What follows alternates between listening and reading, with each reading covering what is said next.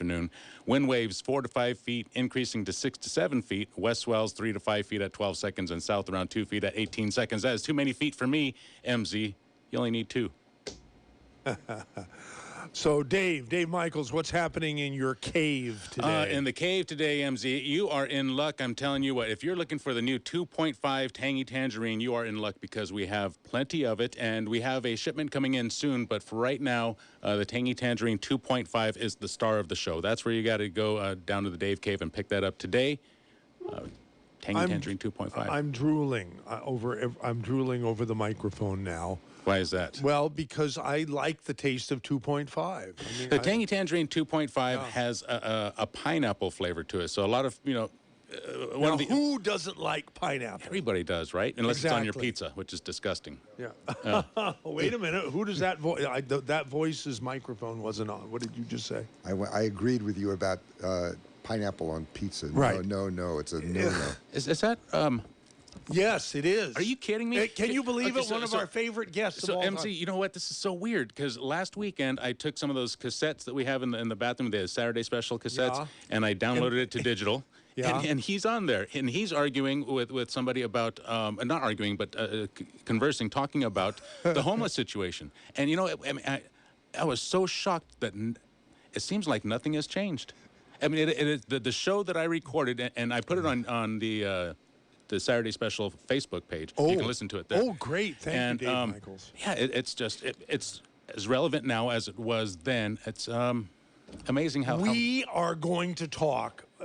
I'm sure the topic of homelessness will come up today, but the main topic to kick off the show is universal basic income. Ooh, I like UBI. Everybody, I'd like it. Yeah. Well, I like the idea You would like of that. it. Everybody would like it, right. I guess. But what are the ramifications? Nice. So anyhow, the great guest that we're talking about is Michael Rotkin. Yes. Hi, Mike. How are you? I'm doing well. Thanks for inviting me this morning. I'm dead serious when I say you're one of our absolute favorite guests because it's impossible to be bored listening to you because you talk fast and you have a sense of humor. And I don't know about your politics, but, it's okay. It's cool, But the coolest thing of all, and I always say this, I have to remind our audience that you're the only person I've ever met who said, I will debate anybody, anytime, anywhere on any subject. So, when this topic came up, I said, wait, who would be good? Hey, the guy who would debate anybody, anytime, anywhere on any subject. So here you are. Michael Rotkin first got into politics in the late 70s, and you ran for city council in the city of Santa Cruz after being a UCSC lecturer, I guess, in community studies. Is that right? That's correct, yeah. And I've been involved in a lot of political work, but never elected government. And in fact, if you'd asked me, would you serve on a municipal government or any other governmental position, I would have sort of laughed in your face. So I sort of stumbled into it. It was a protest campaign. I said, I can't run for public office. I was declared a security risk to the United States in the war in Vietnam. Got me out of the draft, and then. I'm a socialist feminist. You can't run for public office with a title like that. Still are? Oh, I would still use that description. That's fine. Okay. And I can't run for public office. And people said, Mike, it's a protest campaign. It doesn't matter. You're not going to win, and it doesn't matter. And then I came in first and was elected to the Santa Cruz City Council. I was as shocked as everybody else. But now that was a good 5 or 6 years after the political makeup of the city of Santa Cruz had changed, because it changed, correct me if I'm wrong, in 1974 with the Lighthouse field vote with, spearheaded by Gary Patton, right? It had begun to change with the environmental movement really in the early 70s. In general, there was a bunch of different struggles going on in that period. And Santa Cruz had been a very, very conservative town. Some would say one of the most conservative in the state. And then almost overnight moved pretty rapidly towards becoming a much more progressive or liberal town than we had been before. It was a real shift, dramatic, and I think A lot of people sort of face whiplash from it because it happens so quickly. Seeming, yeah, absolutely. Anyhow, I just realized that we haven't started the show. Because I introduced you, I'm going to introduce our other guest, who is Amy Hao from the China Uber Alles program. Amy, are you there? Yes. Oh, yes. good. Okay. Can you hear Mike and me okay? Yes. I wanted to say hello to Mike and also say that Happy May Day. It is May Day. Today is May Day. It is. Apropos, National Workers' Day. Yes. You know. Good morning. And, Nice to meet you. Nice meeting you. So let's start. Oh, and Josh Stevens. Okay. It's something to do with my levels? Is it my Turn level? Amy up. Okay. Turn Amy up. Amy is up as well. I can put her up a little bit more. Amy, say some more for the levels here. Say some more. Okay, that's good. That's good. Is that okay, Josh Stevens? Good. We got you cranked up all the way. And you know what that means, ladies and gentlemen? Do you know what that means? It means it's time to start the show officially. Good morning. A brighter day is here. Good morning. May we bring you cheer. We've got time, we've got tunes, we've got time, tunes, and temperature. Get up and go, it's today, you know, on KSCO Radio. Well, the chorus said good morning, but I'm going to say, I'm going to add my good morning salutations, or greetings, I guess is the word. Welcome to the Saturday special for May Day, May 1st, 2021. Can you believe that? We've been doing this since February 1st, 1991. 3 years and 3 months. 30 years and 3 months. Good morning. Now stay right here on KSCO Radio. And you can tell I've been doing it too long because the levels are all screwed up and everything. How are you, Josh Stevens? Be honest. I'm all right, other than the shenanigans I had this morning. What happened, Josh Stevens? Oh, so basically my truck did this funny thing where it decides not to go, and it made a sputter noise, and then the check engine light went blink, blink, and I was like, oh, shoot, and had to call someone to get that figured out. It And was then interesting that you said, oh, shoot, instead of, oh, something else. That sounds almost like, oh, shoot. Good radio training. Yeah. Probably. Yeah, that sounds about right. Right. So, but you made it. I mean, you made it a little, but thankfully Dave Michaels was here to get us going. He did save my bacon, yes. And he'll also be out in the Dave Cave now till 2 p.m. So if people want to shake the hand of the guy who once again saved the day around here, around KSCO, along with each of the rest of you guys, Dave Michaels himself is in the Dave Cave, ready to help you get healthier and live longer. Or get decked out in KSCO swag and knickknacks. In Connects. And so, okay, good. So let's see. We've started the show. We've introduced Amy, who's there, and Mike. And we're going to get into all kinds of things, but I don't think we've had, certainly on the Saturday special, a discussion about the notion of guaranteed, universal basic income.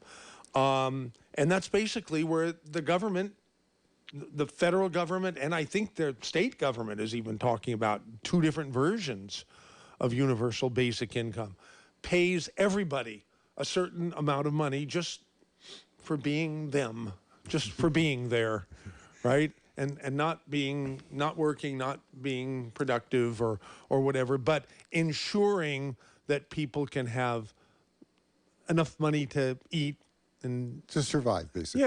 yeah. Okay, Mike, what are your thoughts just in general? I know you're not an expert. Nobody is really, but No, well, the first thing to say about it is it's interesting because it's one of those rare programs that doesn't really have a left or a right character, or in terms of its supporters. There are many very left-wing or progressive folks think it's a great idea, but it's also been supported by, people who have impeccable conservative credentials. Milton Friedman supported the idea, the economist. Frederick Hayek, who, you can't get a more conservative voice than Frederick Hayek, total free market, libertarian kind of approach to stuff, a very strong supporter of it. And people have different reasons that they support it, and that'll come out when people start to debate it. But the basic idea here is that unlike the early years of the capitalist society, when there was lots of work for everybody and you didn't need training or skill or education, this is even as late as my own life. When I came out of high school, I went to a vocational high school. When I came out, you could get a job with swinging a pickaxe on a construction job, and you didn't have to have anything, know anything. You didn't need any degrees. You didn't have to be certified or anything else to get work. And now that's not the case. I mean, all the kinds of work I did, swinging sledgehammers, digging holes, carrying heavy boxes of mortar for bricklayers and stuff, they're all done by machines now. And, there's a person involved sometimes, but one person can do the work of literally 20 people or something. So you're left with a notion that there's an awful lot of people in society who are not really ready for the workforce, don't really have a ready entry into the kinds of compensated work and stuff that would allow them and their families to survive. And so the idea is that what else are you going to do with these folks? I mean, you can't kill them all, and it costs you too much to lock them all up, for indolence or something. So kill them all. so you're left with a problem of what are you going to do and stuff? Well, you could manufacture ridiculous jobs for them, where they would be not doing anything productive, but just for the sake of saying they're working or something. And many of these programs do require a willingness to be willing to work if there's work, or to provide services if they're needed. But the idea is that you ought to be able to find some way to survive with some reasonable dignity, enough to be fed, have shelter, some reasonable kinds of, just ability to enjoy your life.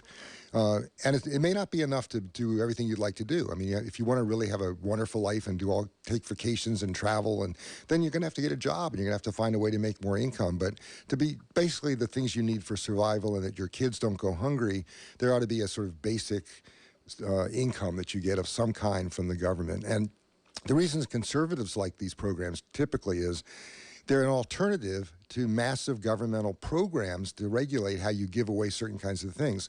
I mean, right now at the federal government, I wrote this number down because I wasn't sure if I'd remember it, but there are 970 federal programs that provide income for people in a variety of ways, each of which has a bureaucracy around it, each of which certify, are you really eligible for this money, and so forth. And conservatives like Friedman would argue, Milton Friedman, instead of all these different programs, give people a basic wage, to get rid of all these special, food stamp programs and programs of, income subsidy for this, that, or the other thing.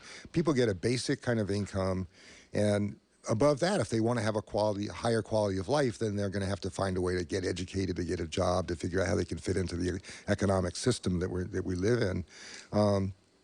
Liberals kind of like the idea because they think I think they like the dignity of a person not having to go to a welfare office and beg of one kind or another, and beg for services. In New York, for example, back in the 60s, people who were on welfare have to go to see their welfare worker if their kids needed a new coat. And they have to demonstrate to that person, my kid's coat is frayed, here's the coat, can we get a new one? As opposed to having basic income that would allow you enough money to buy a coat when you needed one, and of course it's cold in New York. So again, liberals and conservatives both, not all of them, but liberals and conservatives both support this program strongly, and it doesn't sort of fall on the left or the right. It's more a question of, well, what are the rules of the program? Who actually gets the money? How much money is it? The last thing to say about it is, I don't know anybody who argues that a guaranteed basic income should be more than the minimum wage, because you don't want to create a huge disincentive for people to actually go to work and do some of the crappy jobs, pardon my French here, the bad jobs that people will do for a minimum wage. If you pay people enough that they get more than the minimum wage, why would they go do a job, Well, cleaning I toilets would or argue, cleaning toilets or something, if you pay them anywhere near approaching the minimum wage, without doing any work. There's been lots of studies done of this, and of course there are some people that are just downright lazy. You won't do anything, but most people I think, appreciate something of the dignity of work and the idea of, and the socialization of work that you get, just a fancy term for saying, you get to hang out with other people and make friends, and you're not isolated by yourself somewhere. So you could sit at home and get your basic income check and, survive or something. But most people, given a chance to do work that's not completely onerous and it's reasonably well organized and stuff, will tend to, for a little more money, will go and do that work rather than just clip their coupons. I think they often won't do the work if they feel like they're going to make less or not make as much money as they would get if they just stayed home. But a lot of studies have shown that just the marginal difference between whatever a base, and this is in other countries as well as here, but a reasonable basic income, people will go to work for a little more money for a minimum wage that's higher than that. And of course, the minimum wage has to be at a level you can live on. We have a minimum wage in this country that most people, you certainly can't support a family with one income earner on a minimum wage. That's impossible. You can't live in Santa Cruz with a family on a minimum wage. With two earners on minimum wage can't afford to rent a single place in the city of Santa Cruz. Yeah, it's true. That's Mike Rotkin, and the topic on today's Saturday special, at least at the outset of the program, is universal basic income, yay or nay. Mike is a yay person, and our other guest on the program today is Amy Hao, who was born in communist China, spent the first 30 years of her life in communist China, and 20 of those 30 years were as a prisoner in a Chinese communist labor camp. And you've been hearing increasingly from Amy. She has her own program that she co-hosts with Nan Su and Bill Graff called China Über Alles for 2 hours on Thursdays here on KSCO. We were featured, are about to be featured in a national article, because the only radio program in the world that covers this topic exclusively, and that is the fact. We believe it's a fact that the greatest threat to the United States and the whole world is the Chinese Communist Party. Anyhow, Amy speaks from personal experience, and she is here today on the Saturday special to respectfully take issue with you, Mike, on the topic of universal basic income. Yes, Amy, right? Yeah, sure. First of all, I'm not really agree with you use the debate for today. All right. I think discussion is good. Yeah, I think it's more proper. And I think because I don't want to be prejudiced to, prejudge anybody and label anybody, or vice versa. So we're talking about this universal basic income or guarantee income, whatever the name is. And so we had to talk about the history. I think Mike is a lecturer for Marxism for 40 years, so I think he must know much better than me. That's not a new thing, right? Probably back to 16th century, they have this Thomas More's utopian theory. And then, afterwards, and Karl Marx and Frederick Engels, they created this Marxism. And so they're learning and make this become a reality in Russia, but they are the industrial countries. And basically the factory workers revolution. They come into China. China is agriculture country. So basically is a farmers revolution, And then I live in, because I would say, unfortunately, I live in that, because that's not my choice, right? As born to the China was under the communism, and you say maybe a socialism country for 30 years. I was lived there. So my experience for living in that kind of system, because everything the government planned it for you and order you to do this, that, and then your job and how much you get paid. Basically, the law, and not much law, And I mean, the policies is under this socialism theory. So basically, everybody get an equal pay and basic pays, very basic. So the result of that, I'm talking about result of that, it's just everybody getting poorer and poorer. It become a poverty. You know, all I remember 30 years in China, we just starving, just, and when I was grow up in there, every day you just worry about what you're going to have for food. And when I come into United States, 1982, is a big culture shock is go to supermarket because I never seen had that much food, had that many kind of ice cream you can choose. And I almost fainted, the first time at supermarket. So we being taught, and socialism is the only way, and for everybody live a better life. We've been brainwashed. The Chinese, the CCP's propaganda, and told us, and we had to work hard to liberate the 2/3 of a population in the world. It was they were the poverty. So this is pure big lie, So anyway, so I got here, and then I say this is the capitalism. That's what the Chinese communists told us to hate it. And poor people, they're very, very poor. Rich people, very, very rich. So it's totally unjust societies. And accumulating wealth is the crime against the human race. So, that's what I been brainwashed. That's the way I see the world, for a long time. And then coming here, and everything just different, absolutely opposite. So I was started thinking, is really the socialism stuff is really work and really make people live better? Actually not, right? You kill the one thing, very basic things, is the human nature, the motivations for people to live, the incentives.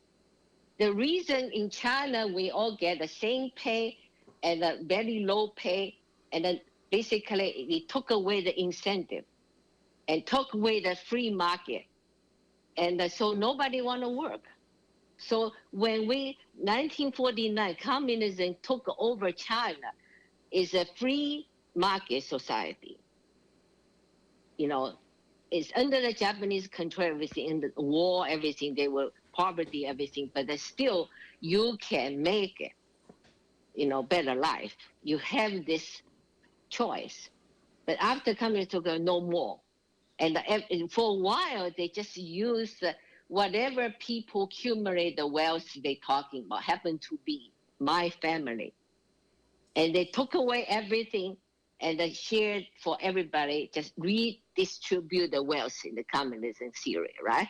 And just for a very short period, probably only 5 years or something, and it's gone. And then nothing to reproduce, to recreate it, because they took away human beings, the incentive to be a productive society member. And then they planned the economy, not the free market, and we killed the entire economy. So that's what the result of the socialism. Yeah. Okay, now, Yeah. back when you were in China, and you were you forced to work, but under the same, everybody gets equal pay, or were you paid by the government even if you didn't work? Yeah, basic pay, very, very low, just for you barely to survive. And the result of that is, you understand the human nature, and not everybody, we all create the equal by rights, but then not the abilities, achievements. Some people can achieve more, some people achieve less. So it's different, right? And some people, the motivation to get them better and to become productive and achieve more is the incentive. Sure. So they Now, took away that. Amy, of course, you've heard everything Mike said in his opening remarks, right? About the reason to even consider universal basic income for everyone. When you were listening to that, did it not sound reasonable? Of course, you have your own. Nice. You have your own background, and your own. Yeah. And your own feelings about anything socialist or anything, provided by the government, right? But did anything that Mike said rub you the wrong way, or just didn't seem reasonable? Because I sat here listening to him, and I found myself nodding my head, No, I'm talking about is it after I arrived in the United States, I was use the communism view to look at those social program, welfare program. So I was thinking, is that in the United States maybe going to work? So I met, when I just arrived in United States for first 5 years, I traced two people and I met in the bus station. One is a beggar. He just sitting there back, okay? And just another one is a disabled person. He refused me to helping him. He said he can't do it. He's still working. So the beggar, and he was lay down, and get on the welfare program. And the other one, disabled person, is working. And so I'm started, working very hard because that's the opportunity for me to pursue American dream, right? So American dream to me, very simple, very simple. You work hard, you will get it more and get a better life. So that's all about 5 years later, okay? That guy, so I keep in contact with them because I want to know, is social welfare program really working in United States or not, right? And I saw that beggars eventually move to a government helping in those housing program, probably free, and they want him to work. I don't think he ever work, And then, so 5 years later, and he still is in program, never get out. So, Mike was talking about the program helping people to get out and re-enter society and to get and become productive. That's the purpose of a program, not to become lazy or rely on the program, right? And then the other guy, the disabled guy, he's a Vietnam veteran. He didn't become a drug addict or anything. He just lost his leg in a wheelchair. But he said that there's a place for him to get a job for disabled people. So he's working. So eventually, and he bought his own apartment. And then he working, become a supervisor or manager or something, and just achieve a lot, surprise even without the leg, right? And for me, I've set 5 years plan. I come in $40. I don't have anything because the Communist Party only allow you to transfer all your things for $40. So it probably lasts for a couple of days here, right? So I started working 1 week arriving in United States. So 5 years, I set as a goal for me. I had to finish my degree. I get an MBA degree and I get a job in financial district for the Wall Street firm. I did that. And then I bought a new car for myself. And I also bought a new condominium in San Francisco, Diamond Heights area. And so 5 years, I accomplished all this. But I work very hard. I work every day, Saturday, Sunday, weekend, holiday, and I work 3 jobs. I also go to school. So, my personal experience, is that people get on the welfare system and then they'll become lazy and rely on that because they had no incentive. So you have a free housing, you have free food, that food stamp or whatever. So you don't want to work. Why should you work, right?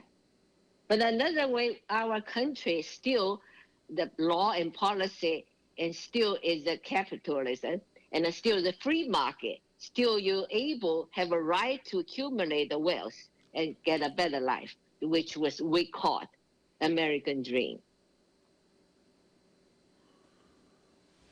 So that's my experience about this, how I feel with this welfare system. You wrote in down a United few States. things, Mike, during Amy's discussion here. Well, I think the first, nothing I'm going to say will suggest that what Amy just described didn't happen, or that it's not, you know, her personal experience is real, and she learned lessons from that I think make sense for her in her life and for many others, I'm sure. What I wanted to start was just to correct some of the comments she made earlier. It's part about the history of socialism or communism. Marx, Karl Marx and Frederick Engels, who she mentioned, had imagined, had thought that socialism would come in industrialized, advanced countries like England and Germany in their day. This is in the 1800s. And as it turns out, and Lenin wrote about this, you know, in Russia, that's not where the initial sort of communist revolutions took place. They didn't take place in industrialized, advanced countries, because their idea, Marx's idea of socialism was you have an industrial base, that people have education, that people are capable. There's not a need for scarcity. The scarcity that exists is sort of artificial. Some people, you know, have lots of money and other people have none, but it's not that there's not enough to go around or something. But as it turns out, and she had said that, you know, Russia was an industrialized country. No, Russia was also an agricultural country. About 8% of the Russian population lived in cities and was urban and did factory work. Over 90% of the Russian population were peasants living in the countryside. It's much like China. And so both the Russian Revolution, the Chinese Revolution, took place in very economically, I'm not suggesting culturally, but economically underdeveloped countries, places that did not have a capitalist system that was well developed, in which there were jobs for people in factories, and people were urbanized and educated and living together. They were much more living in sort of rural country type living situations. So the way in which socialism or communism, whichever term you want to use, developed in those countries was in no way close to what Marx had in mind. Marx had imagined that socialism would be more democratic than the democracy that, such as it existed, in somewhat pretty strong in England, not so much in Germany, for example, to take the most developed countries in the world at the time. That there would be more democracy, that people wouldn't be some totalitarian government deciding for you, how they were going to make industrialization take place and everything else. And as it turns out, the communism that developed had very little to do with any idea that Marx ever had about how a socialist society should be run. So I think her description of China was an accurate one. I will say this: the Chinese people were very, very poor before that revolution. It's not as if they were doing fine and then the communists took over in 1949 and destroyed a vibrant economy in which everybody was thriving. People were in fact, they improved the conditions of life for the vast majority of people in China from what they had been before. But the terms on which they did it, I think Amy described accurately.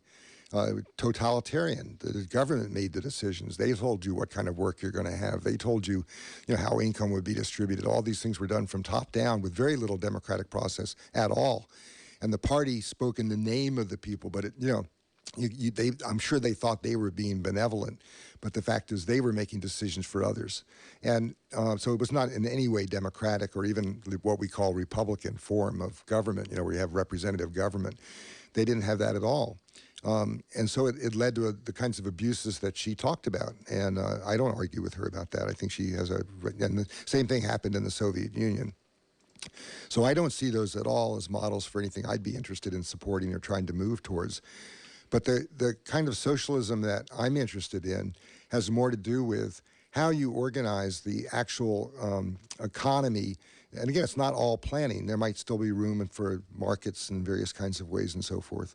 But we have a situation where the low-income people in this country, and this is just an economic fact, are getting poorer relative to the people. The rich are getting richer, and the poor are getting poorer, and that's not debatable. You can debate how you feel about it, or whether you think it's worthwhile to accept that consequence because it lead to other good things. But it's not debatable that, and then I'm talking current times right now, that since the 1970s, that the working people in the United States have had a falling real wage. That you can buy less now if you're a working person than you could have in 1970. And between the World War II, 1945 and 1970, things were getting better for working people. Their children would do better than their parents. People had expectations that life was going to improve, that you could look forward to get things working better for you in some way.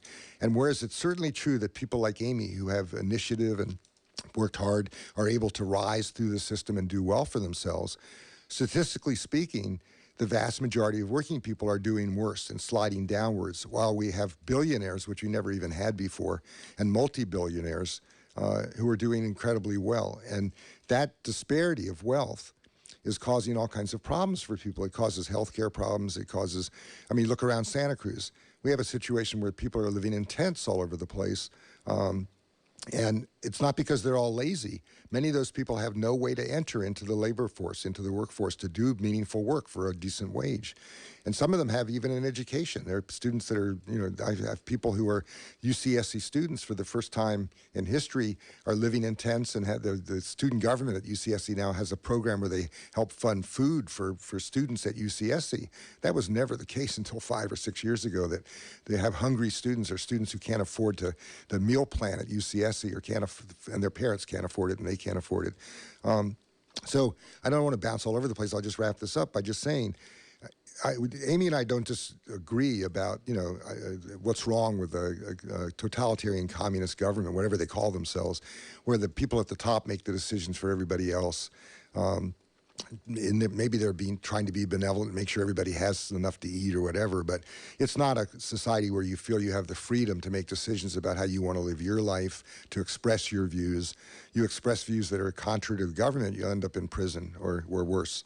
And so, for me, the questions that we're facing today, and that the topic we're kind of trying to bounce around on a little bit, how do you handle a situation where there are large numbers of people who are not able to enter in the economy productively, who don't have the job skills, who don't have even the because of the way and I don't think it's because of welfare programs.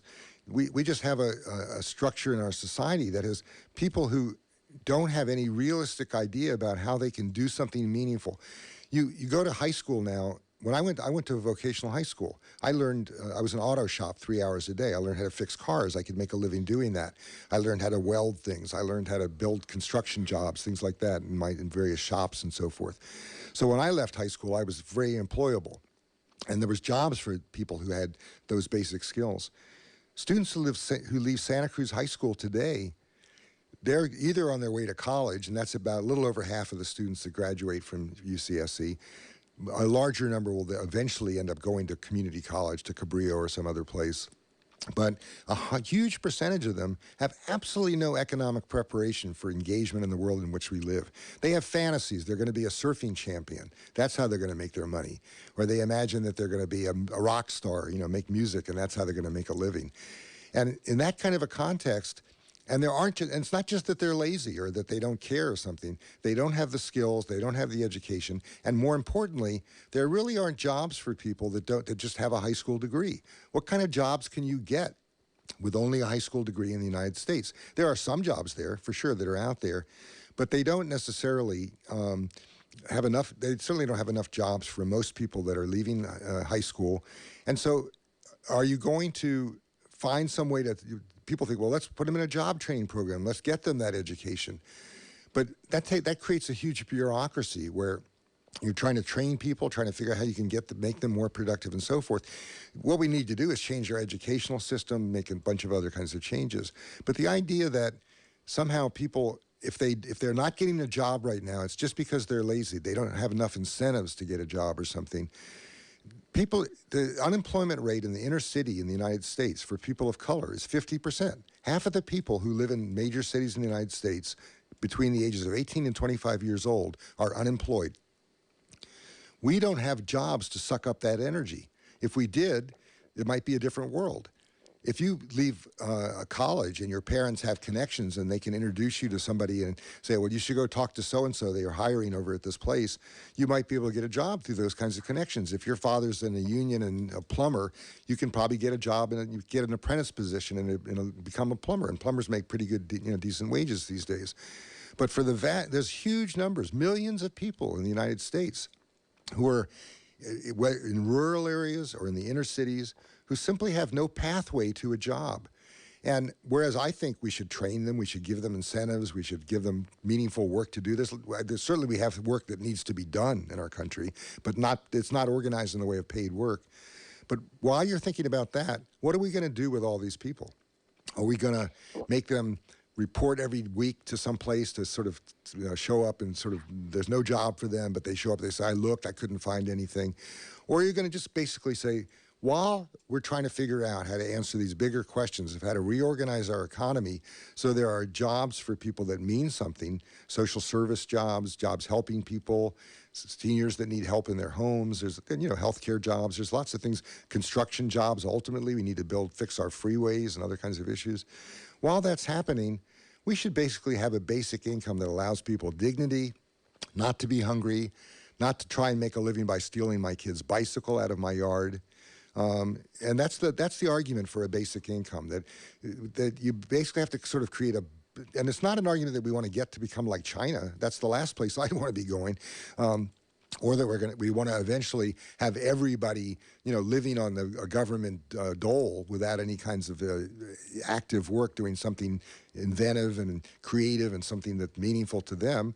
But it's a stopgap. It's something that sort of holds things together while we figure out these larger questions of how we're going to reorganize an economy that needs a lot less labor than it used to need. We have automation, and a lot of the stuff that we needed people for in the early years of capitalism and even in the developing, in the communist world, those jobs are being done by a big machine, and those people have no potential road to work. So I'll stop there.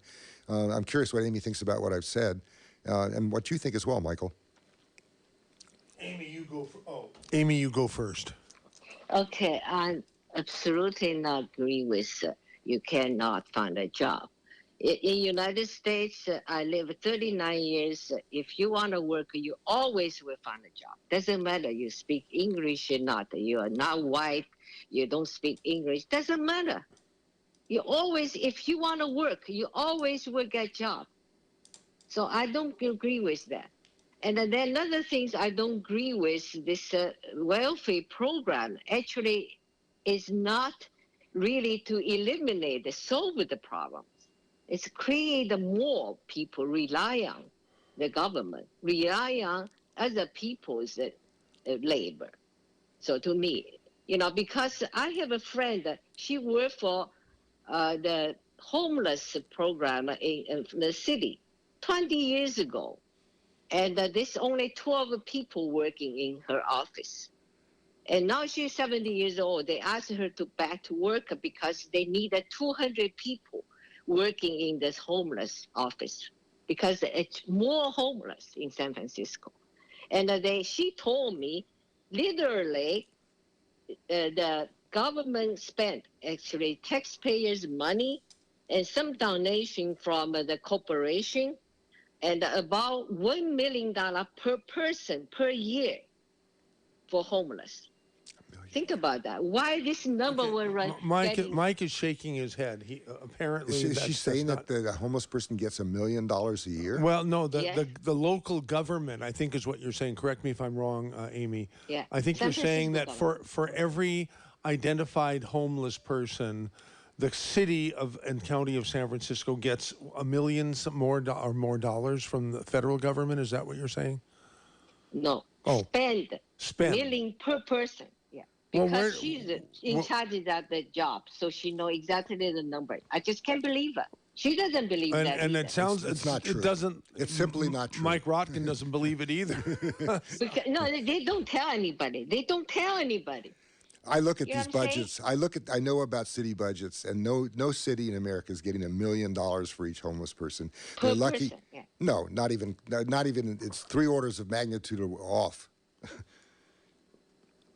I don't know. Santa Cruz we're County, Santa Cruz County, which has 280,000 people, has received $30 million for homeless programs, and we have about 3,000 homeless people in Santa Cruz. So $30 million, and that's not per year. That's supposed to do us for the next 5 years or something. So they have about a $30 million. All the programs together add up to about this is a factual, about $30 million for all the homeless programs in Santa Cruz County. You could do the math. It's not $1 million For how a many person. people? 200. Yeah, Well, I don't know. Almost 3,000 homeless people. Do you believe that those things, those budget, those numbers, is accurate? Is not audited? That would be more like Do $1,000 you per believe dollars any per. corruption on those things? No, I do. They're absolutely Because accurate numbers. No, of course they're accurate numbers. They're audited. They have to be done every year. I don't believe it. I don't believe it being audited, and I believe they waste a lot. Also, corruption going on a lot. There may be. I'm not So arguing that's what about the money. that. That's but I'm the just money a lot. Unbelievable. I know how much money. I know that what the revenues that come into this county is in a budget. It's a public document. The county doesn't get other money. They're hiding or sneaking around something, and their whole budget's a public document which you can read online. And for for the homeless programs, you add them all up. There's a bunch of different programs. They add up to a little less than $30 million, and that's a grant that's going to run out. The money there'll be no more money after September unless there's a new program of some kind. Yeah. Right now, the county of Santa Cruz is using most of their money to house about 900 people in motels and hotels. And in September, if they don't get another federal grant, a new one of some kind, there'll be another 900 people released to the streets of Santa Cruz, most of whom I assume will live in tents or whatever. And I believe that's an accurate situation in terms of the funding and the money. We don't disagree that the programs may not be effective. They may not be effective. They may not be doing what they should do. But there's no question that the numbers are correct. And so you take 3,000 people and $30 million. So it's about $1,000 a person. That's and it turns out, again, not for 1 year, but for over a couple of years spending, because that money's, if you look over the last 3 years, is where I got the $30 million bucks. And anyway, so we can argue about whether that's the best way to spend the money or whatever. I don't talk about exactly how much, but I just talking about the increasing, the program getting bigger and bigger, and that they spend more money, taxpayer money. Yep, they are. What? That's accurate. So Right? now there's talk Santa about. Cruz, talking about Santa Cruz, was from 80,000 to 2 million. What was welfare 80,000 to 2 million? What are you talking about, Amy? I just read about it. You just sent it to me. I sent a link to a Wikipedia. Hey, you're big time because you're in Wikipedia. I'm not in Wikipedia. Well, KSCO is, but you're big time, Mike. So I sent the Wikipedia article about you to Amy this morning, and so you saw that when Mike first entered the political scene in Santa Cruz. It's when the progressives took over the Santa Cruz. Now I understand what she's talking about. When the city council took over, progressives took over the city council from the more conservative people that had been in the majority before. They had been spending about $80,000 a year on all social programs, and we raised that the first year to $522,000. The next year to $750,000, and the year after that to about $1 million.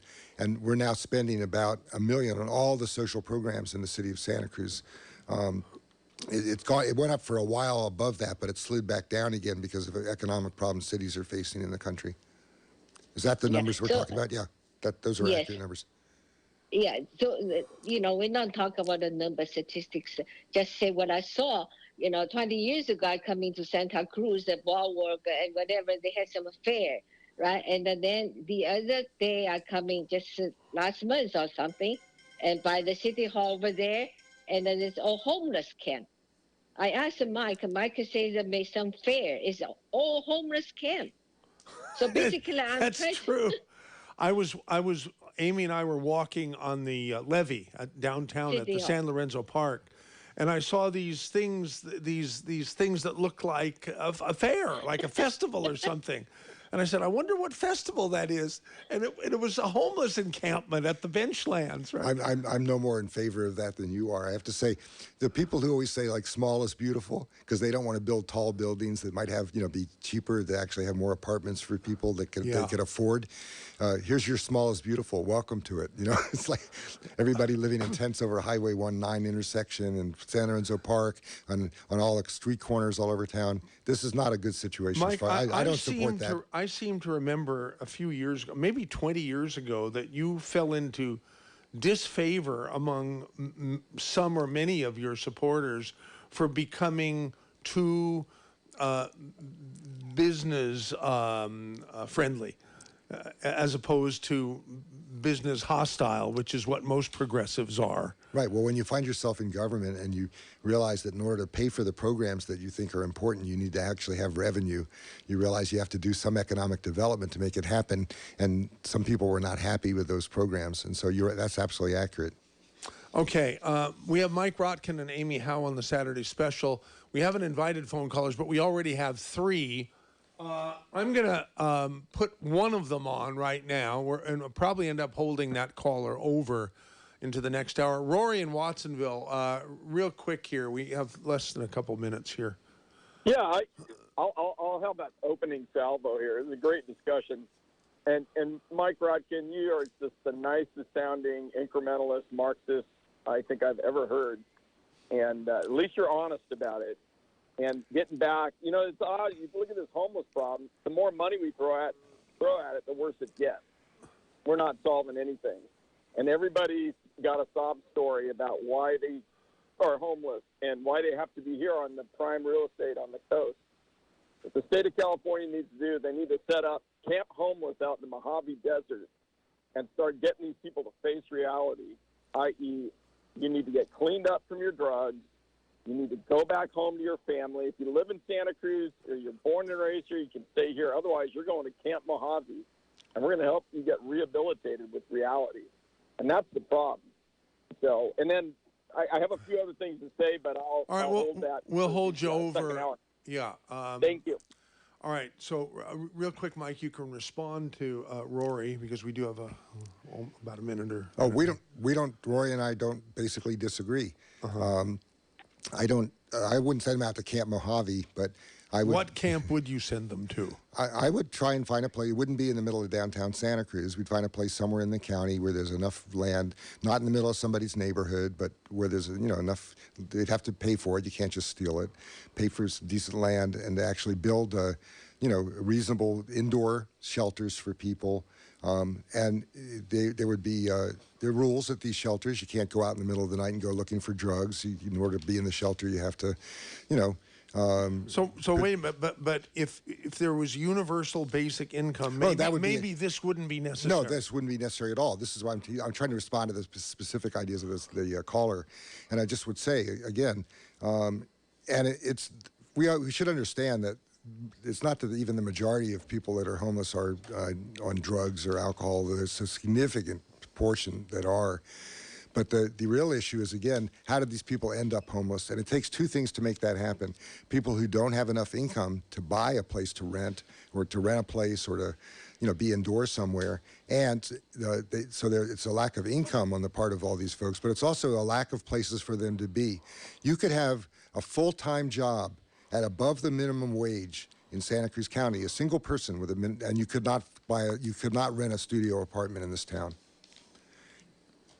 Okay.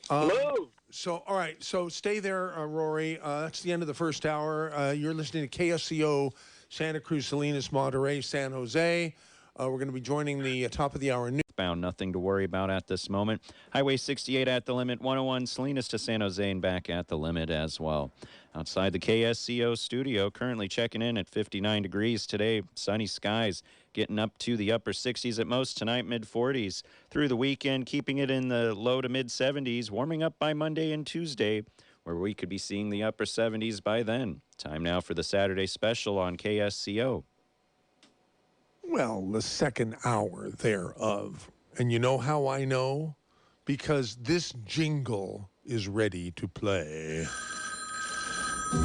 Oh, hello, darling. I hate to hang up on you, but I'm sorry, baby, but I have to go. It's time for that wonderful record show. I'd love to visit, but you'll have to call back. KSCO has the inside track. All right, we have guests Amy Hao and Mike Rotkin for the Saturday special. The discussion is on universal basic income. I'm sorry, baby, but I really gotta go to KSCO Radio. Bye. And before the break, we were on a roll with Rory. Rory, there's horrible noise on your end here. I'm sorry. I'm at a baseball game and I dropped the phone, unplugged my headset. You know, Okay. the whole. I didn't know you were going to go to me that fast, but I'll be concise Here, wait a second. Go ahead, Mike. What baseball game? Little League at the fairgrounds, Santa Cruz. Please don't send your homeless camp down here, Mike. Please. That's not where I was. I know you talk to the movers and shakers, not down here. We like our. It's paying for itself. They put in a nice little fifth wheel RV deal. Yeah. The community tree service put their boom trucks out here. It's making money. We got the races. You know, we don't need. Look, these people need desperate help, and I'll talk about UBI in a second. Putting them in a brand new house, a condo, a hotel, they're going to trash it. Okay, we're going to be left with this massive bill. And not all of them, but a good percentage of them are out of their minds. They need deep detoxification, and not on the streets of Santa Barbara, Santa Cruz. I don't think they made it up to Mendocino yet, but we're playing footsie with this problem. Anyway, UBI, totally against it as far as the federal government funding it. Now, big billionaires like Zuckerberg and, you know, Jack Dorsey, all these nice billionaires, who is Yang that ran for president? Hey, you want to give people a check? Knock yourself out, but don't use my money. I'm taxed enough. I don't need it. Okay, and not only that, I agree with Amy. It just promotes indolence. And Mike, I'm sorry, but you're wrong about the jobs. I looked at Craig's list for jobs in Phoenix, just one major city, line after line after line. And people are looking for people to work. And a minimum wage was never designed to support a family. It's an entry-level job for a kid out of high school. My kid never lacked for work, okay? And it wasn't through connection. One of them works at O'Neill's. One works for a sandal manufacturing place out towards Scotts Valley. And they're in school full-time, and they're working part or full-time.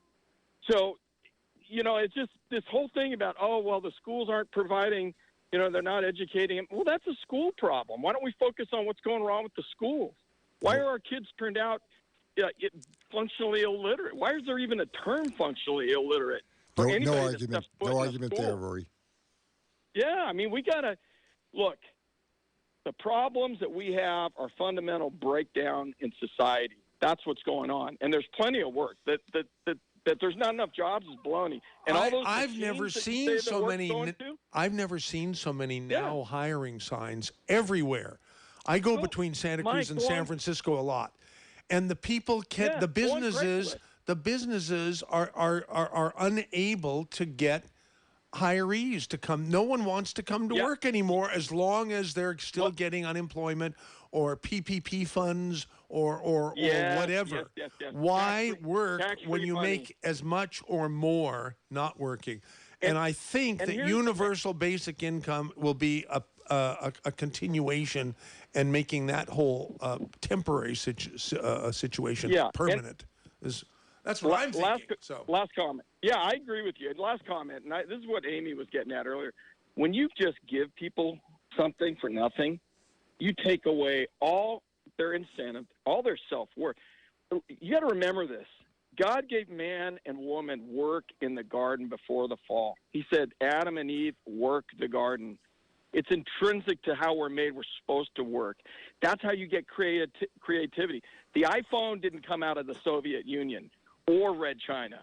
Okay. Well, they are now. That's where they're being manufactured. Well, no, well, that's.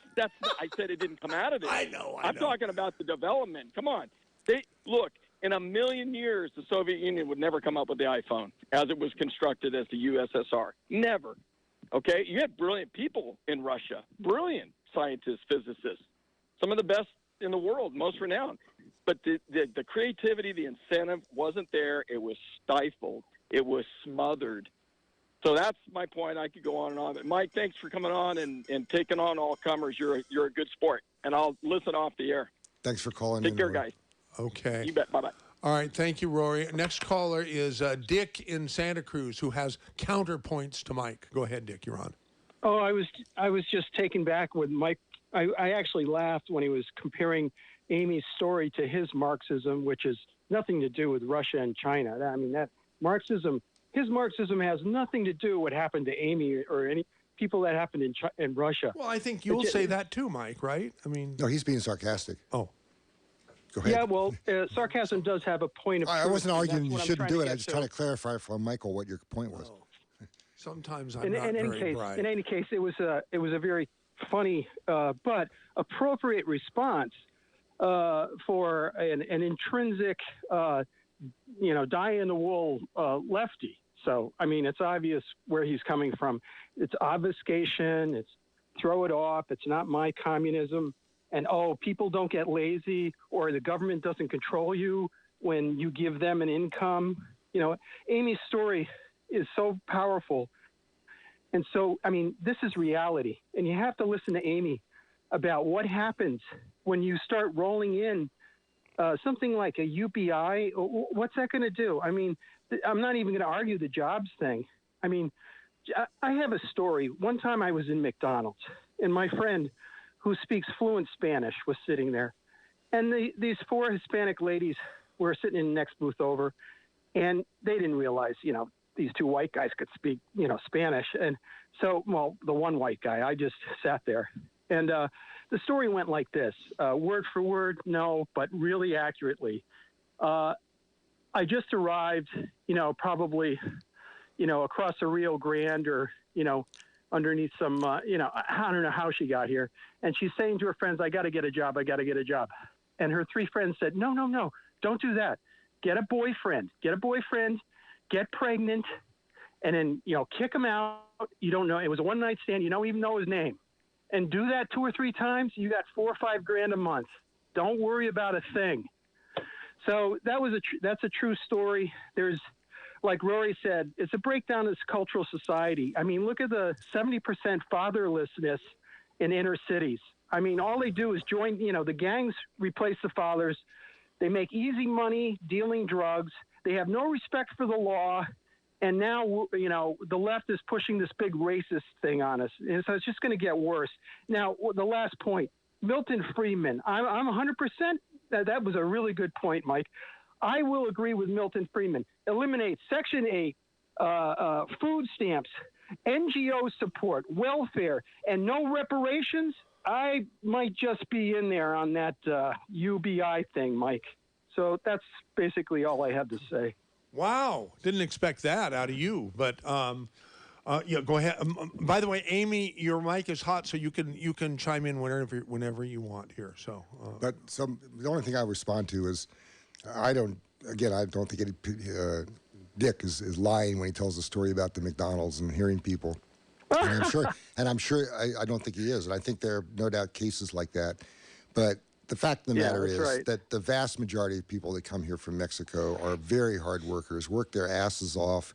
They're not on welfare. They're not getting any benefits. Mike. I'm just telling you, most people who come here from Mexico, whether they're documented or not documented, are doing a lot of hard work that nobody else wants to do.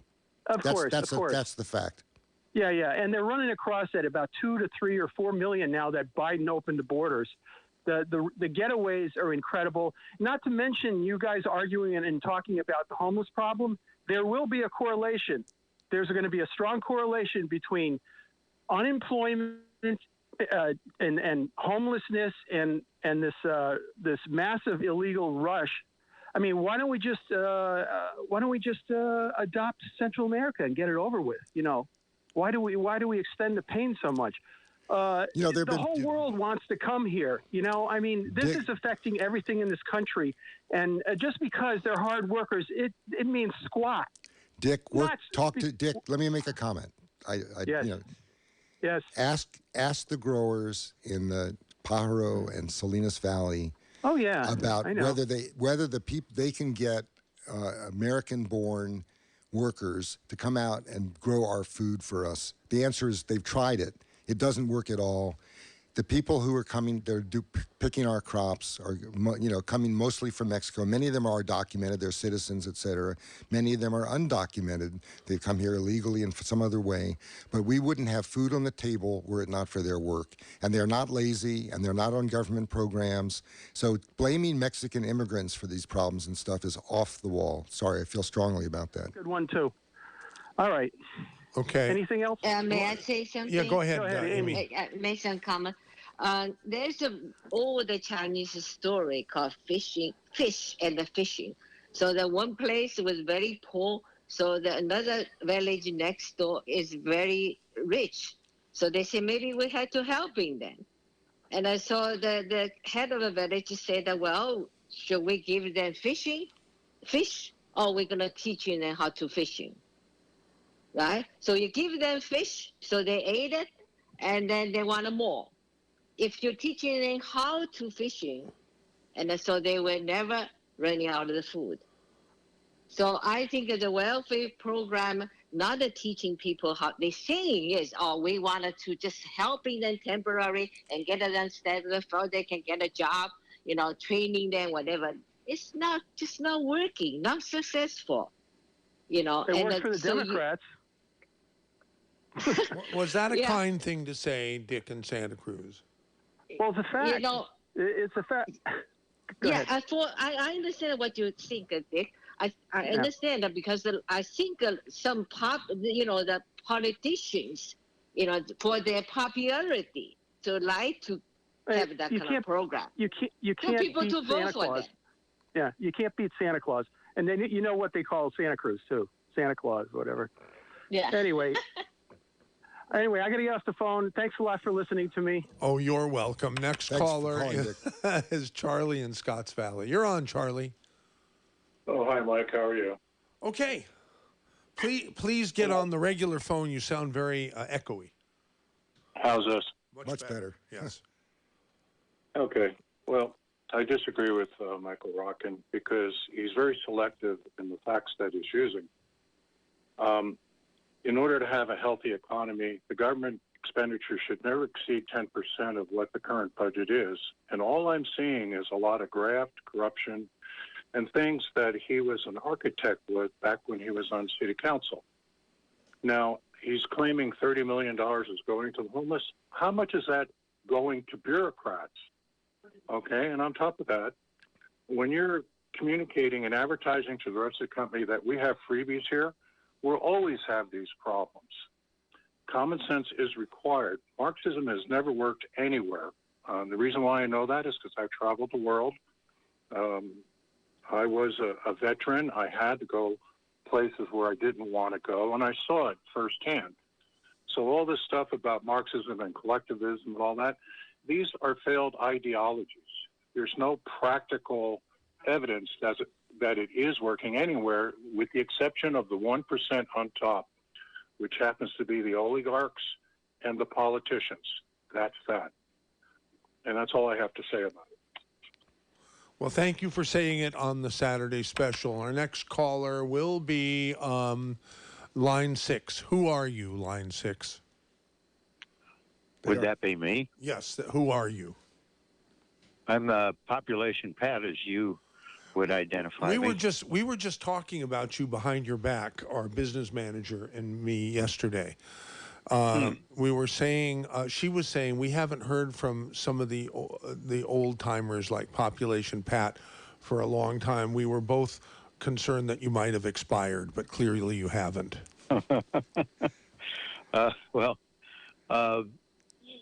I personally like Mike Rotkin, but he is very selective with his stats. Being Population Pat, I'm basically against further growth, and I don't see where the left or the right really comes honestly to terms with that. And we live in a finite place, but there's no allocation for the idea that growth has to stop somehow in a finite place. And if we don't plan for that, nature is going to do it for us, and that's not going to be nice. I don't care whether I don't care what else your politics are. So I'd be willing to stay online and counter whoever wants to try to debunk that. I'll start. No, it's not to debunk it. Actually, I'm a surprise, Pat. Maybe I'm. You're agreeing with too many people here now. Maybe you should change your views on things. No, Mike I've Rotkin. said this to Pat before, and he gets up at public meetings. In the past, got up at public meetings. Look, right now, there's this news story running about California has now gone into sort of slow growth, and we're losing population. We're going to lose a Congress member. Texas is growing great. And every one of these stories, Pat, I'm sure shares my view on this. Every one of these stories, it's like, what a tragedy. Oh my God, we're not having a super growth, fast growth, lots of, population growth. People are leaving. People are not coming. The birth rate's gone down. The immigration is actually lower than it had been in the past. These are good news, all of it. That's what I said when I saw it. And the thing is, but these stories, even the ones that say, the people who say, well, we could find a way to adjust to this or something, are defensive. It's like, oh, how are we going to deal with the fact that we don't have growth? I mean, this is something that we've needed for a very long time. Hey, Texas, welcome to runaway growth and the impacts of having people that you can't serve, freeways that run over top of each other, you're stuck in traffic everywhere you want to go. So population's definitely an issue. Where you and I had disagreed about things in the past, and I assume we may still as well, I think that a lot of the immigration that we have coming to California and to other places in the country is the necessary immigration. We artificially restrict how much immigration comes in. And we would have problems growing I go back to this issue, growing our crops if we didn't have people who are willing to do that work. I'd rather it was done on a system of legal amnesty program to recognize the people who've been here doing that work, find a way to hire quota to let more people in to do that work because the work is necessary. But the fact that, but within limits, I'm not saying like the whole world should come here and overpopulate us, but most modern industrialized countries have a problem with falling birth rate. This happened a problem in Germany, in Sweden, places that had been pretty homogeneous societies. People very similar, all came from Sweden, similar culture and everywhere else. And all of a sudden, their economies need more young workers. So they come in from Turkey or from the Middle East or somewhere else. And all of a sudden, in England and everywhere else, you end up with Brexit. You end up with people in Germany freaking out because they're undermining the culture of the country and everything else that's going on there. Well, when you say undermining... So I just want to, I'll wrap up so you can comment. So to me, population is definitely an issue. We need to find a way to have our society be productive and have everybody not go under because we're not having massive growth on top of growth. There has to be a better way to organize our economy so that it's not a problem that you have a steady state and perhaps bring in some new immigrant energy where you're not going to have Americans willing to do the work. But you're absolutely right that population's a big issue, and it's a good thing that we're no longer facing the out-of-control runaway growth that this state has experienced for the last 40 years. Well, looking around Santa Cruz, you wouldn't believe that because there's huge construction projects all over the place, and I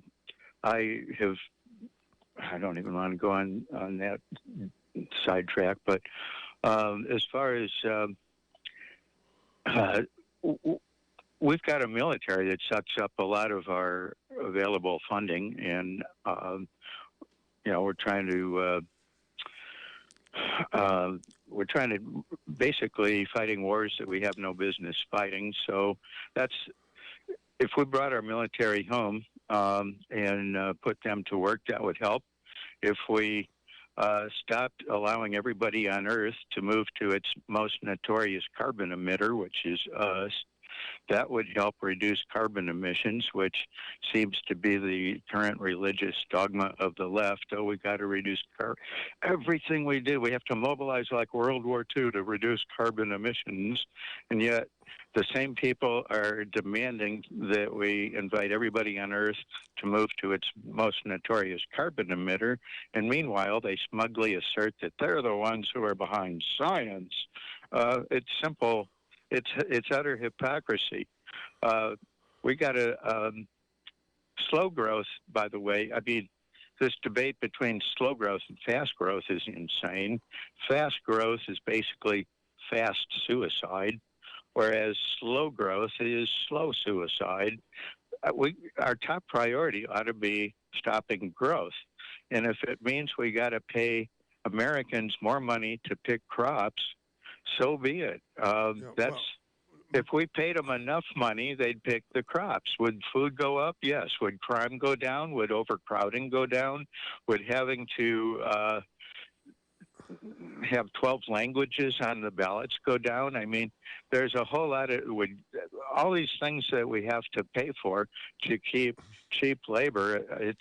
It's not cheap labor. It's when you add up all the external costs of that so-called cheap labor. Pat. Thank you very much. And well, I am so happy that you haven't expired. Again, I have to stress that. Because we miss you. We miss guys. you. Okay, take care. That was Population Pat. Here's a message to Rotkin sent via email to mz@ksco.com by Jim Lohr. Mr. Smith is a recipient of the minimum guaranteed income. He didn't get his e-transfer of funds, so he called his Ministry of Funds office and complains. Answer, quote, well, Mr. Smith, as you should know, a law was recently passed stating that owners of internal combustion engine vehicles are no longer eligible for funds, unquote. Mr. Smith sells his car and still no money. He calls again. Mr. Smith, as you know, a law was recently passed stating that people who own guns are no longer eligible for funds, unquote. Mr. Smith turns in his gun and still no money. Next call. Mr. Smith, as you know, a law was recently passed stating that people who belong to right-wing fascist social media sites are no longer eligible for funds, and we see that you are signed up on Parler, and so on and so forth. From Jim Lohr. What are you laughing at, Amy? Kind of funny. Don't you think? Mike is not laughing, and he has a great sense of humor. He has a great sense of humor. Oh, okay. It's an interesting scenario. And can you see it happening? I sure can. Can you? Not really, no. Okay. Would you have figured that the president of the United States, whom I'm assuming the former president, most recent president, would have been deplatformed from social media? Would you have guessed that? I mean, I wouldn't have guessed that. I mean, they have every right to deplatform. It's a private company. It has nothing to do with, depriving him of his First Amendment. I think people who play a significant role in having the U.S. Congress invaded by thugs deserves whatever happens to him. End of that discussion. Whose phone is ringing and going out over the air? Is it yours, Amy? It sounds like it's Amy's because it's coming from your end. Okay. All righty. We're going to take our next caller now, and that will be none other than West Side Al. MZ. Okay, Al, what do you say about UBI? Oh, it's a train wreck, brother, waiting to happen. Okay, so please explain. Elaborate. Okay, first of all, and I kind of like Mike. He made a good couple of points. But first realize, how are you going to pay for this? You are going to set into the hyperinflation you have never seen. I haven't bought my Sparrow yet to go to Safeway. MZ. Out here, I'm seeing prices of everything go up around me. I can only make so much money. I have a limited income. It's going to get to the point I might not be able to buy toilet paper. Okay? Now, look, here's the other thing. Americans are their own worst enemy. The problem's not outside. It's within. Look at your own backyard before you look over at China. We are literally, really blowing it here. And there's so much disinformation. It makes me ill. I have just calmed down from Biden's speech. This radical left-wing agenda is sick. And now I got to listen to people talking about universal income. Oh, I have to apologize. I'm at fault for that. I selected the topic today, West Side Al. Yeah, you could at least give me a little time to get my blood pressure. I love you, though, MC. Right. You are the okay. Well, thank you so much. It was nice to hear from you. Our next caller is Jim. Before taking that call, let me respond, because Al raised an important point. Oh. How do you pay for it? How do you pay for it? So there's obviously disagreement about the question of how it gets paid for, but my own view is that there's just here's some facts that people should appreciate. In 1960, when Dwight Eisenhower was our president, the average tax rate on the top 500 corporations, Fortune 500 companies, was 90% on their profits. Today, that average profit rate is 14%. If you take just that piece of information, I won't bury people in other numbers or something, but a reasonable, you're not going to go back to 90%, not going to happen. But reasonable, moderate increases in the corporate tax rate and closing the loopholes that allow them, by taking their money to other countries and other kinds of stuff, to get out of paying their fair share of taxes. What that means is we would have a huge source of revenue if we were able to capture some more money from the corporations. And no one can argue that they're not doing incredibly well. Even under the pandemic, when everybody else is suffering and people can't find work, there's all these other issues. Small businesses are closing down. The Fortune 500 companies all made larger profits than they had made the year before. And so my source of funding for lots of social programs that I'm interested in, but including universal basic income, would be a reasonable corporate tax rate. I'm less of a fan of taxing the rich, although I think the rich could afford to pay some more money. It wouldn't be the end of it. Just roll back some of the recent gifts that they got under the Trump administration.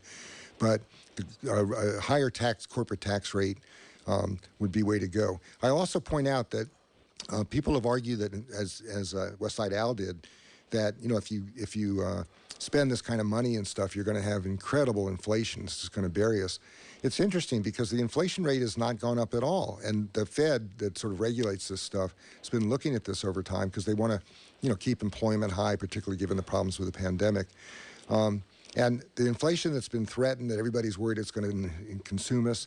I can't say what the prices are in Safeway that Al's confronting or something, but statistically at the national level, where they measure these things, we have a very low rate of inflation. And some of us, myself, one of the problems of a program like this is it could be inflationary. But it turns out with the way they're managing the money, that has not been the case. So while it's a threat, something that needs to be paid attention to, I don't think we're facing hyperinflation because of all. We spent trillions of dollars, and it didn't move the dial a bit on the question of inflation. So if that didn't move it hugely or something, why are we sort of assuming that the next amount of money we spend on UBI or anything else we spend federal money? Let me add something else. This is important to this program. UBI is basically what both President Trump and President Biden have done. It's a form of it. It's not the best form of it, because what they did is send a check to everybody for the same amount of money. Some of the people that got these checks, I'd be an example of this, don't need the damn money. I have a decent pension. I have enough money. I'm happy to get it like anybody else. I'm not going to turn it back. But UBI often has a kind of a test, a means test, to determine whether you need a basic income. You don't just send out a check to everybody, because some people don't need the check. They're doing fine and it's not an issue. It's supposed to be a basic income that people, and above that you make your own money. So when you have we live in a situation where both Trump and Biden decided, and of course the reason they gave it was to stimulate the economy and get it going. But the fact of the matter is, when you send a bunch of money to people that already have it, and this is from Keynes, and you send to people who have, they save it. They don't spend the money. It doesn't help boost the economy. They put it in their savings account. Maybe they'll spend it someday. So if you want to get an economy going again that's having problems because of a pandemic or something else, sending money out makes a lot of sense. And UBI would be a way to address those kinds of issues in a way that was more equitable, the fact that poor people need the money and rich people don't. But it also would be less, it would tend to be less inflationary in the way that it happens. So I'd pay for it with corporate taxes, just to be clear how I would pay for it. And I'm not talking about taxing mom and pop businesses. I'm talking about taxing the Fortune 500. That might be okay. And by the way, Milton Friedman thought that was all right too. He was an anti-tax guy generally, but he thought for something that would create stability in the economy in the country and address sort of social problems without creating a huge federal bureaucracy, a reasonable corporate tax increase wouldn't be a bad idea. Jim in Pacific Grove, you're on the air with Mike Rotkin and Amy Hao and poor old MZ. Hi, MZ. Thanks for taking my call. I have a question for both Mike and Amy. Say in a hypothetical future where we have the guaranteed minimum income, and a law is proposed so that if you want to get your funds, you have to have your COVID-19 vaccination, or you won't get your money. Would you support a law like that, Mike? And would you, Amy? And if so, why and why not? I'll let Amy go first. Yeah, Amy, go ahead. I don't think it's irrelevant. You don't think it's relevant? No. Okay, because you wouldn't support UBI anyhow, right? So. That's right. I'm saying yes. I'm saying that UBI would kill our economy. We never ever should have a UBI. That's my point of view. So, I'm not a fan of mandating people to go get vaccinations. I'd like to have an educational system so people would actually look at the science behind it and decide that while there are risks with vaccinations, they are way lower than the risks of not getting one, and way lower for society as a whole for not being able to develop herd immunity. So I'd like to find a way to better educate people about the reality of vaccines and what's wrong with them, which there are issues, but more significant. But on the other hand, they're incredibly safe compared to the chance and what happens to you if you get COVID-19. So I would do it through education, not through some mandate that you got to have a COVID-19 badge to walk into a store or something. To answer your question I think directly. you're misinterpreting my the nature of my question. My question is referring to the fact that governments will use the threat of taking away the money to exert their leftist control ideas, like the letter that Mike read with internal combustion engines, or COVID-19 shots, or guns, or whatever. That's the nature. You're only going to get this money, this guaranteed, if you follow these rules. That's the nature, controlling nature of leftist control. Okay, so to answer that which was a point, as you say, made by someone earlier in a call, my view is that, you use a democratic process to determine what kinds of regulations are reasonable in society. You don't use it as a club against people in terms of getting something they otherwise would have a right to. And we might well disagree about what should be regulated or how much regulation there should be. Some people think there should be none, and I think that's not wise. I'll be gentle in my comment. I could say I think it's insane, but I'll just say it's not wise to not regulate anything. But I would, some regulations I think are needed and necessary and so forth, but they would happen through the democratic process, not through some government sneaking around in the night and some bureaucrat deciding that it's a, good or bad idea that you do this or don't do that or have this or don't have that. So again, the discussion there is not about UBI. It's really about should government be able to regulate things, and on the question of whether they should use the fact that you're getting government programs as a particular way of putting pressure on you to support something or do something. I don't support that. I think it's the wrong way to go. I think if you have regulations, they should apply to everybody, whether they're getting a government grant or not getting a government grant. They should be done because they make sense, and we have a majority view that that's a regulation that's worth imposing. Well, I think Amy was talking I have an interest thought. I think I wanted to interpret what he said. I think I understand that right now in China, actually they practice in Vancouver, Canada, called the social credit score. Mm-hmm. So that they will use high tech to monitoring you, everything, to find out everything about you, and then make a social credit score and say you qualify for something. So that kind of control. Thank you, Amy. That's what I was driving. It's a very dangerous thing. Is that if this successful, and they will get to infiltrate the entire world. And this one is the area they were, the Huawei, the 5G, the telephone company, we will put them in the blacklist, entity list. And because we told the Canada to arrest the CFO of the company. So in that area, they started using this new technology to find out what the people doing, what are they going to do to her.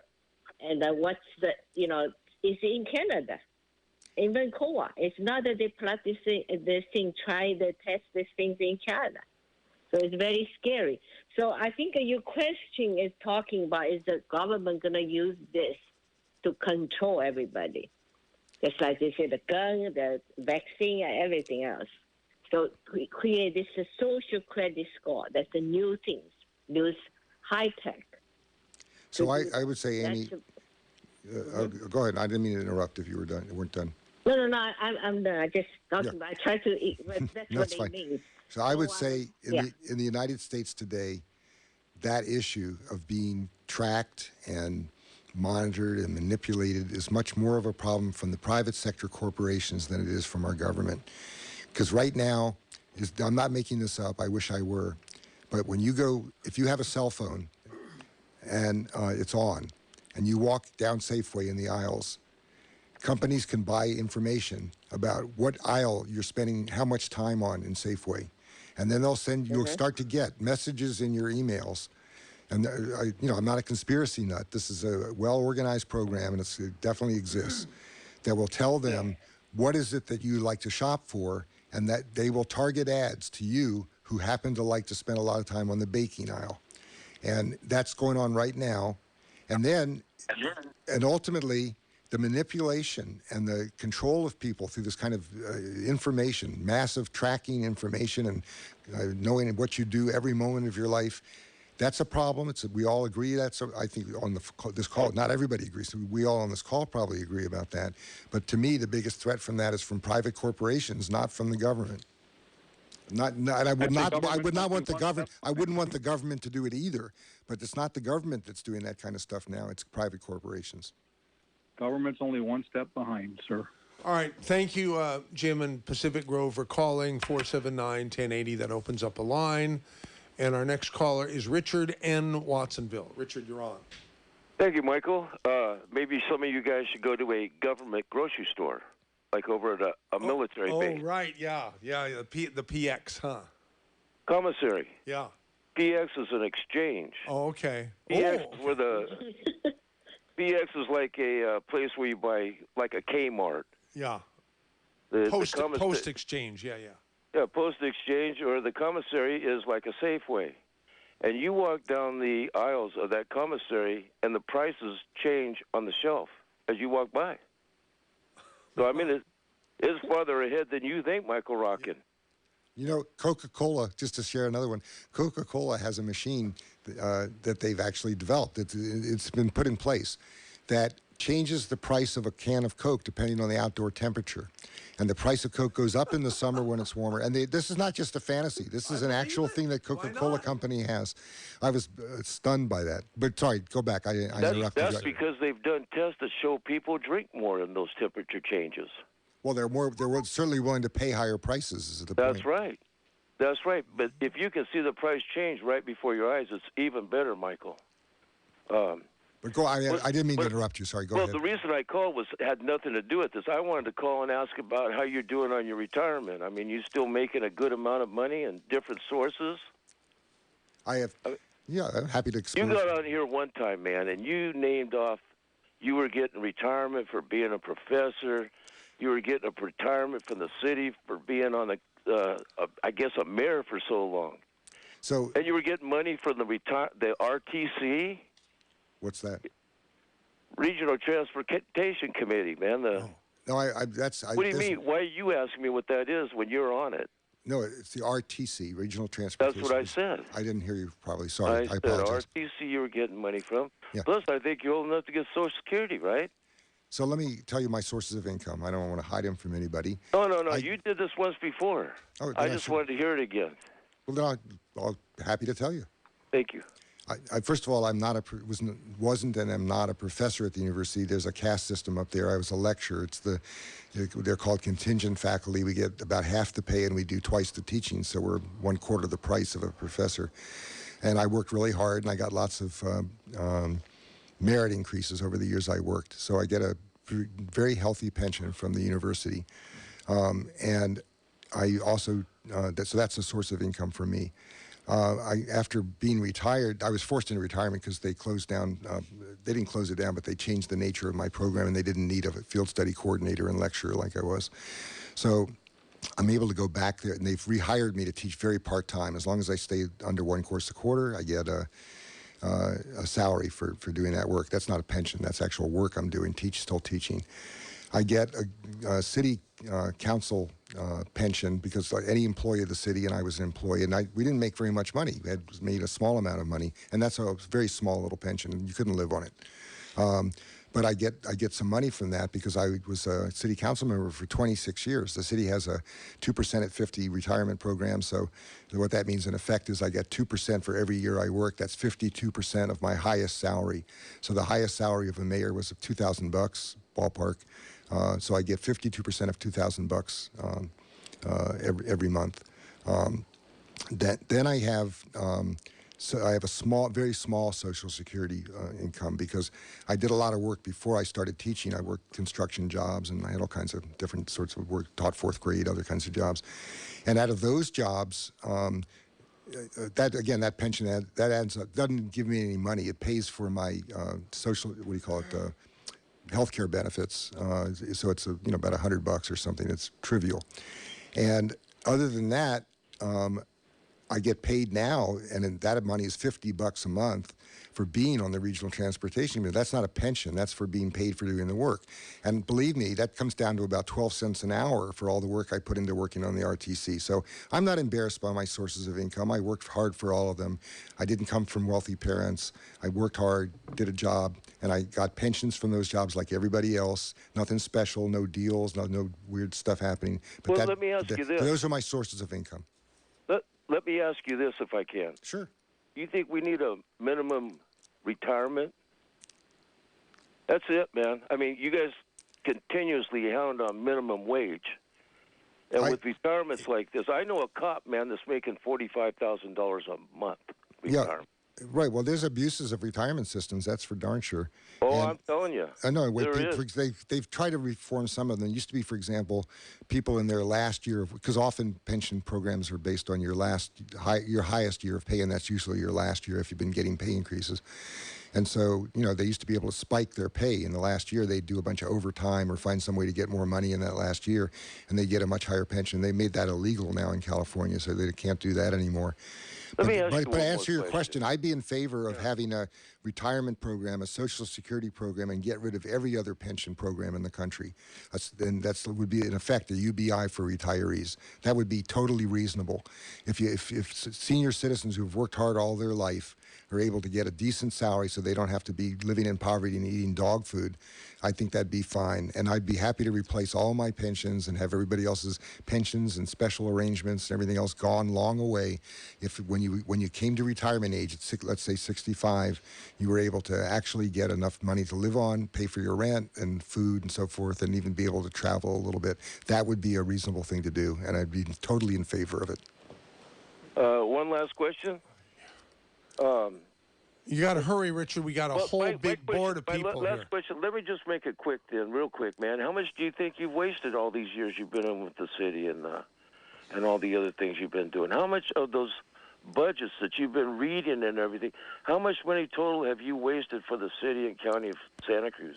I think city governments and county governments in general, there's exceptions. You'll find some people stealing money and all kinds of stuff going on. In general, they're incredibly efficient, and people get a darn good deal for their tax dollars from city and county governments. I think that's less the case at the federal level, where I think it's not so much corruption as just disorganization and stupidity. Okay, next caller will be Don in Salinas. Don, you're on. Hi, yeah, I wanted to hit 3 points: universal income, the homeless, and population pat. On universal income, the first time I heard it was from Richard Nixon, when he put out a proposal that if we got rid of welfare, all these social programs, and all these progressives who were living off of it and making with their social worker and thing jobs, we could actually raise all Americans to the poverty line by giving them the money straight ahead instead of going through all of these programs. The biggest pushback against it was from the liberals who live off of this money. Actually, that's not true, because they got it through the House, which was controlled by the liberals in the day, and it didn't make it through the Senate, which the conservatives had control of. So Nixon's program was killed by conservatives, not by liberals. You look at the votes. Okay, it was by the skin of its teeth through Congress, and then what killed it ultimately was this: money has value. The value is not put on money by the government. The value of money is set by society, not by government edict. You can put $1 on a dollar bill. That don't make it worth $1. And they ultimately figured out that if you put all this free money out there, you're going to devalue your money. It will buy less stuff, which means this: your rent goes up, your gas goes up, everything goes up, and everyone's wages actually go down. Okay, you hurt society by doing this. You don't help society. The liberals all pretend like if you throw the money in there, every price will remain the same. That's not how it works. Yeah, money has value. And if you devalue the money, you have inflation. You want to pretend like there won't be inflation. Oh, there'll be inflation out the roof, because stuff will be very expensive, because the society knows there's already this money in the pool, so they want a piece of it. Can I quickly respond to that first point, real quick? One sentence. Yeah. One sentence. That fear of inflation is a serious concern about UBI and other kinds of government, anything that puts money into the economy. You've got an actual practical test of this. They just dumped $1.3 trillion into our economy with virtually no inflation. So much for the theory and how it actually works in the real world. No, I've gone you're completely wrong on that. You are completely wrong on that. Value happens over time. It don't happen instantly. You want to pretend like, oh, we don't have inflation now. We have inflation coming. Our gas has gone up $1 a gallon already. Yeah, in the last 4 months. That's true. Okay. Anyhow, thank you, Don and Salinas. Next caller is Bert in Santa Cruz. Go ahead, Bert, real quick. Hey. I'm a simple sort of guy, but I think I might have a solution to a number of issues that you brought up today, or people brought up. Global population growth, it's a problem. Our domestic population, that's a problem, right? Immigration, growth management. Well, there's one solution to all of those problems, and it might seem very simplistic, but it's GDP. If you increase the GDP, most all of these problems go away. So how do we increase the GDP of problem places? How much does Mexico cost? Every acre, every improvement in Mexico, how much does that cost? How much would it be if we were to buy Mexico? Would it be less than $2 trillion? I mean, we throw around these $trillion programs all the time. What would it cost? $4 trillion to buy all of Mexico? Let's buy the whole country. Why don't we have Estados Unidos de América y México? We could solve all of that. We could increase the GDP of Mexico. It would stop the immigration. It would correct our aging population here. It would reduce the population growth in a third world country because we'd increase the GDP. What do you think? Too simplistic? Oh my God. I'm just taking a picture of the board now so I can have your phone number. Isn't that the smartest call you've ever heard, Mike Rotkin? Certainly on this program. Anyhow, listen, Bert in Santa Cruz, thank you for advancing that.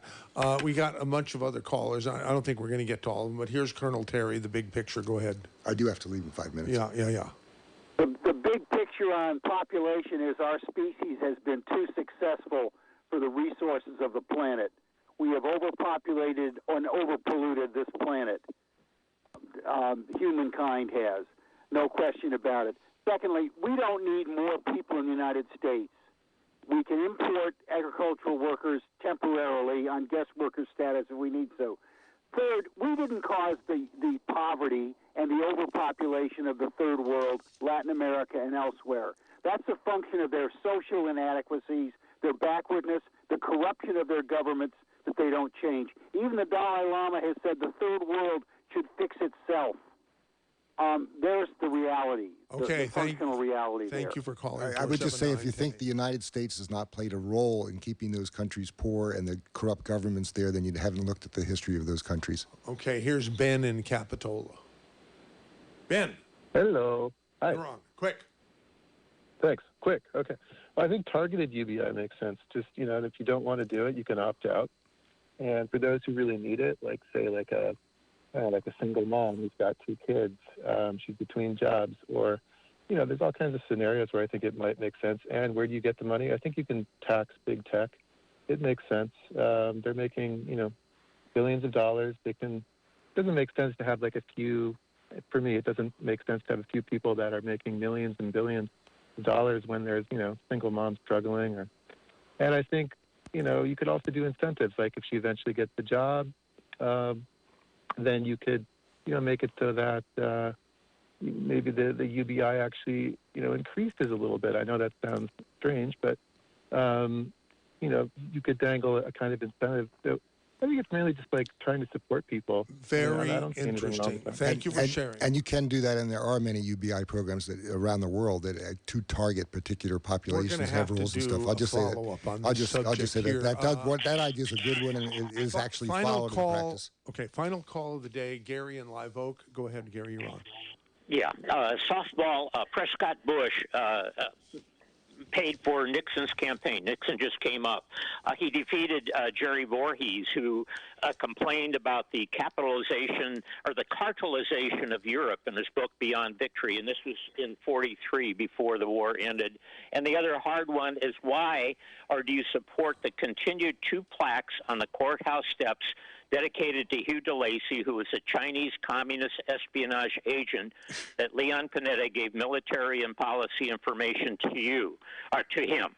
And there are multiple people around DeLacy. DeLacy went to Red China.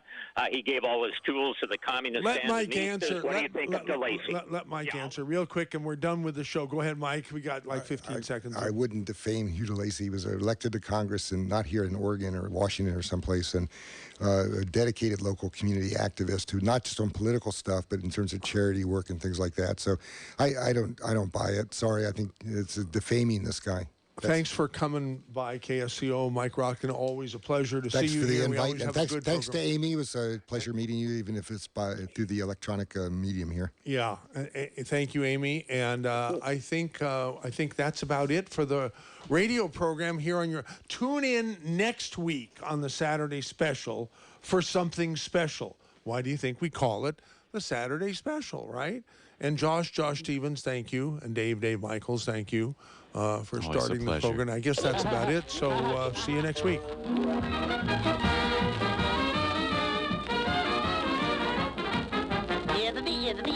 That's all, folks.